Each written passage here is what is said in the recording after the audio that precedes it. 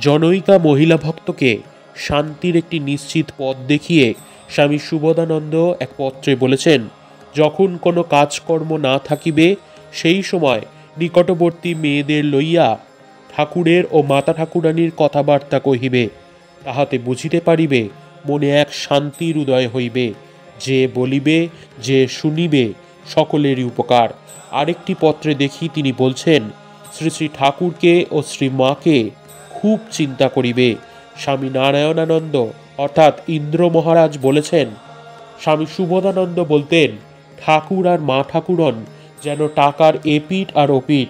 অগ্নি এবং তার দাহিকা শক্তি যেমন অভিন্ন, তারাও তাই, একে অন্যের সঙ্গে অচ্ছেদ্যভাবে যুক্ত।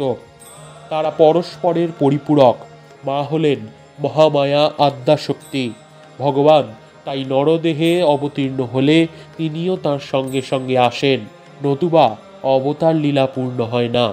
শ্রীরামচন্দ্রের সঙ্গে তিনি এসেছিলেন সীতা হয়ে, শ্রীকৃষ্ণের সঙ্গে রাধা হয়ে, বুদ্ধদেবের সঙ্গে যশোধরা হয়ে, মহাপ্রভুর সঙ্গে বিষ্ণুপ্রিয়া হয়ে, আর এবার এসেছেন শ্রীরামকৃষ্ণের সঙ্গে আমাদের মা ঠাকুরান হয়ে।